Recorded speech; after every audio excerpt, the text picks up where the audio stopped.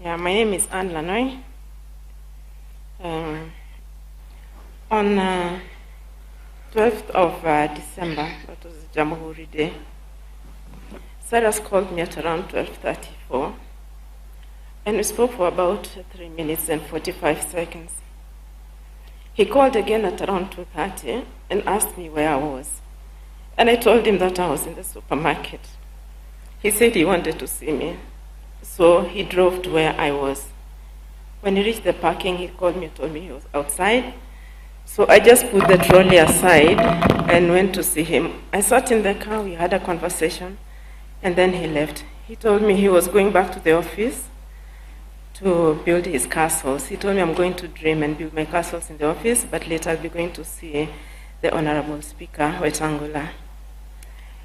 Later, he FaceTime called me at around 4, told me he never even went to the office, that he had gone to the house and was just feeling tired and went to sleep. So when he called, he was just on the chair. He told me he had been dozing on the chair for about 2 hours. And that was the last time I spoke to Cyrus.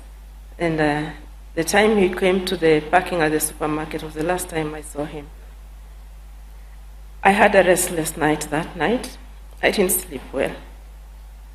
And the feelings I had were really strong. So I looked at my watch, at my phone, and it was exactly midnight.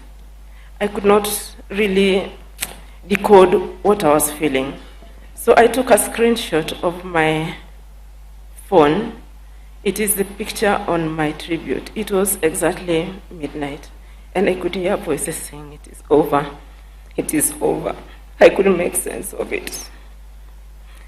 At 3 o'clock, 3:20, when I got the call, I was still awake, trying to make sense of what I was feeling.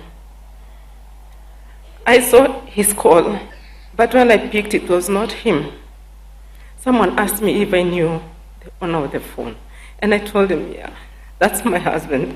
I asked where he is, if I could speak to him. But they told me that he's been involved in an accident, and he was unconscious but was being attended to by the doctors. I continued talking, but I immediately asked my daughter Sonia to accompany me, and we started driving towards Naivasha. I could also not make sense when I was told that the accident had occurred in Naivasha, because he had no plans of traveling.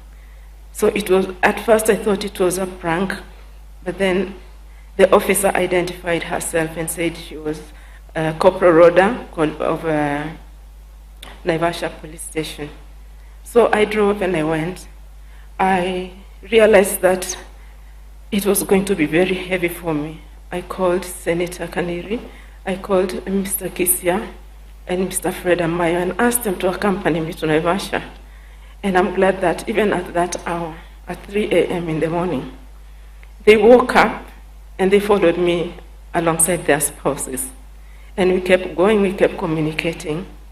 I also called his doctor, Martin Wanyoike, and put him on high alert. I told him Cyrus has been involved in an accident, kindly be on high alert. And he called back and even sent me a number for the air rescue. Finally, when I called the police officer, I told him the air rescue requires a landmark for them to land. That's when the commandant of Naivasha Police Station told me, "Mama, hii sasa sio rescue mission, mzee ametuacha." It was devastating. We stopped the car on the roadside and we just screamed and cried and cried.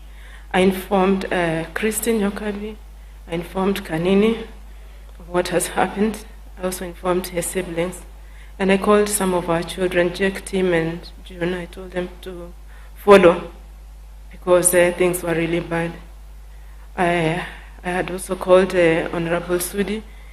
Though he did not answer, he called me at around 6, and I also informed him about what had happened. We reached there. We found Cyrus in the morgue at Naivasha Mortuary. So the rescue mission changed now to something else. So I called Lee Funeral Home and asked them to send us a hearse. And the whole team, we converged at the morgue. and we brought him back to Nairobi. It is a terrible loss. It was so shocking to speak to someone a few hours and then later be told that he is no more. I pray for your prayers for the family. The children have been hardest hit, but God will give them strength. And I pray that all the children, let us be strong. Let us love one another. And let us continue with Dad's legacy. Dad was a fair man. He believed in equity, and he never discriminated against anyone. And I pray that God will give us the grace to continue that and to be fair to all the children and give them what they deserve. I sit at your desk struggling to find the words to honor you, but the weight of this loss feels too heavy for language. Your departure doesn't make sense to me. The world feels still and strange without you. You are my constant world and my heart and the heart of our home. You love me in a way that only my heart truly knows, making me feel cherished and favored in every single day. I miss the simple things most. How you always answered my calls on the first ring, and the many times you called just to share a joke or to seek advice. As a father, you are our children's greatest anger. You are present, steady force, teaching them never to settle for mediocrity and to always strive for their best. Through your firm yet gentle example, you taught us the value of hard work, the beauty of humility, respect, and kindness. Your deep faith and religious devotion guided our path, and these are the virtues that we will carry forward in your honor. Cyrus, you are the definition of resilience. You are a visionary who thought outside the box, believing that nothing was insurmountable. To you, the word impossible did not exist. You are our eternal optimist, giving us hope when we felt we had none, and calming storms of life with your steady presence. You are uniquely generous and often giving until you had nothing left, and yet never expecting a single thing in return. You embraced my family as your own, caring deeply for them and always concerning yourself with their well-being. Truly, they became your people, and you became their heart. Thank you for the immense trust you placed in me. It has been my greatest honor to raise our children by your side and to care for your family. Your impact reached far beyond our home. You inspired so many to chase their dreams and helped set strangers in their darkest hours simply because it was who you were. My love, the loss is immeasurable, but so is the love you left behind. I could write a book about the life we shared, but for now, I carry your story in my heart. Fare thee well, my love, until we meet again at that beautiful shore. May God keep your soul in eternal peace. It's not easy to stand here to talk about a beloved, so I will read my tribute. Today we gather here with heavy hearts in honor of the life of Cyrus, a beloved husband, father, grandfather, brother, uncle, friend.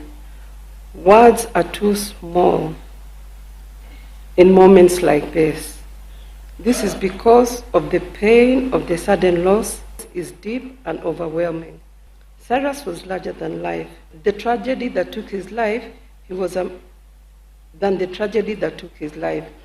man who loved, who worked hard, who laughed, who dreamed huge, who cared deeply for those around him. To me, he was a loving husband, a protector, a friend, and to the larger family, Cyrus was a source of strength and support. He was dependable, kind, and present when needed. For those of us left behind, Cyrus's life continues to speak.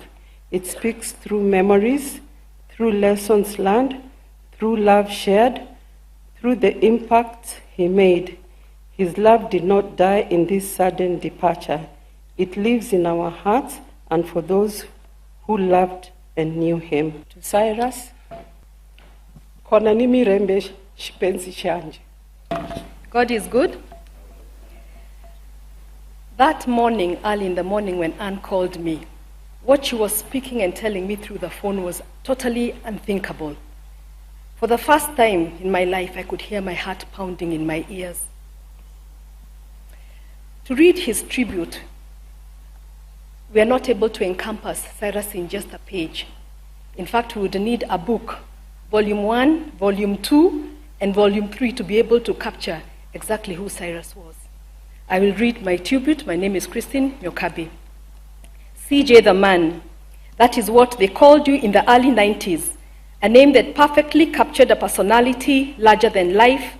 To the world, you are fearless, bold, and courageous, unpretentious, and unapologetically honest. You spoke the truth without hesitation, and people listened. Your charisma drew people effortlessly, while your outrageous, unforgettable humor and booming laughter announced your presence long before you entered the room.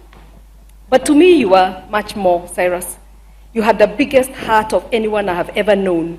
You treated everyone you met with the same warmth and respect, whether powerful or humble, rich or poor. Your generosity was instinctive, and your empathy for the less fortunate, deeply genuine. I cannot count the number of people who came to you with their problems, and you sat, listened, and moved immediately to help however you could. I was constantly amazed by how you came alive when faced with obstacles. You relished a challenge, and even when bruised and bloodied, you never backed down. You fought to the very end. Your love of life was infectious. You had an incredible ability to make light life's challenges, even in the most perilous times. And in your presence, we always felt safe. Meticulous and tireless, your work ethics was impossible to match. Once you set your mind on something, you pursued it with passion, discipline, and zest. You were a visionary, far ahead of your time, often seeing what others could not. Even when people failed to understand your vision, you pressed on, trusting your instincts and staying true to yourself. You lived life at speed, always a few steps ahead of everyone, leaving the rest of us trying to catch up. Through you, my world expanded in many ways I never imagined. I met people from every walk of life, cutting across the economic, political, and social spheres. You connected effortlessly, bringing together an extraordinary range of personalities who might never have crossed paths. Your influence was wide, your impact undeniable, and your presence was unforgettable. Cyrus, you never said kwaheri. There was so much more to do, so many plans yet to be realized, and so much left unsaid. I will miss your loud voice, your infectious laughter, your crooked jokes, your wicked sense of humor, your company more than words can express. You will be deeply missed and never forgotten. Your legacy lives on through your children, and I promise to remain strong on your behalf, carrying forward the love, the courage, and the vision you lived by. Rest easy, Sira. You are and always will be a legend.